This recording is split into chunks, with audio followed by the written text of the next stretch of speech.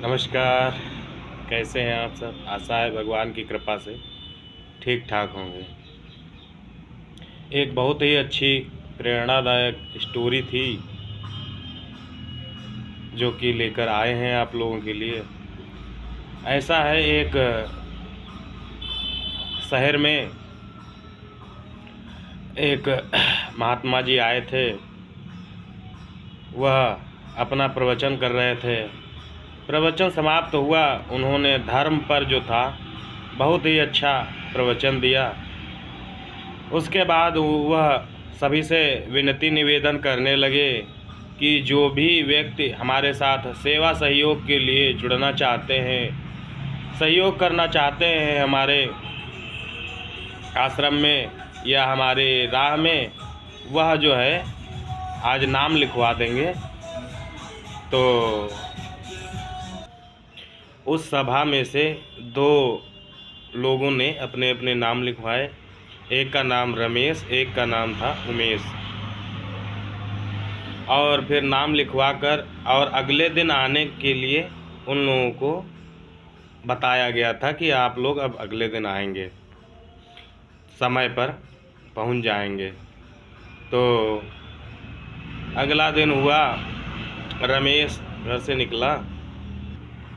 घर से थोड़ी दूर पहुंचा ही था कि उसे एक वृद्ध आदमी सड़क पर दिखाई दिया, जिसके पास घास का एक बहुत ही बड़ा बंडल था, गठरी थी।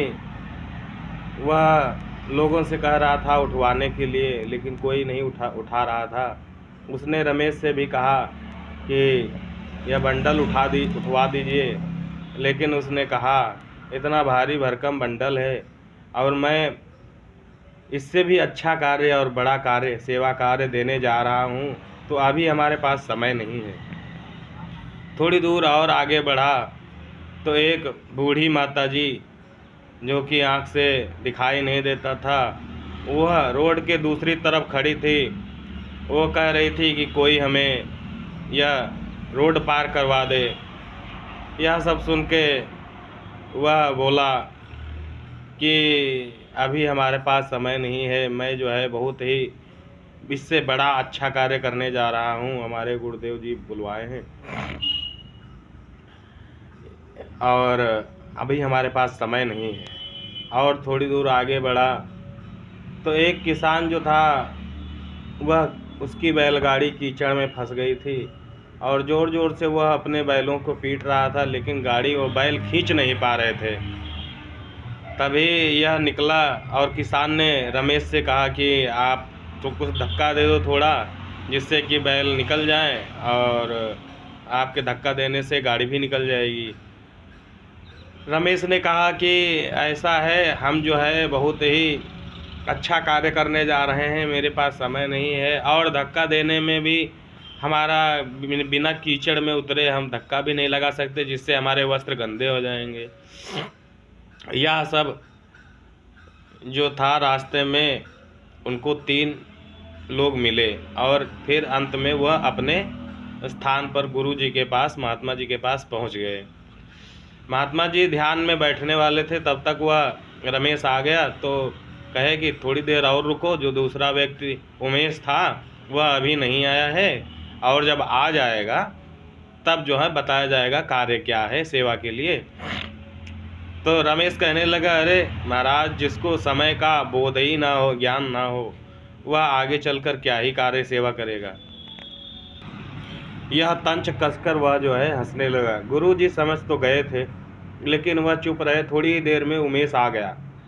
उमेश के कपड़े जो है कीचड़ में सने हुए थे और वह हाँफते हाँफते आया और कहा, गुरुजी हमें क्षमा करिए, हमें घर से तो हम निकले थे समय पर ही, लेकिन रास्ते में कुछ लोग मिल गए, एक एक बूढ़ा आदमी, एक अंधी माताजी और एक किसान, तीनों की सेवा करते हुए हम आए हैं, जिससे हमारा जो है समय ज़्यादा लग गया और लेट हो गए।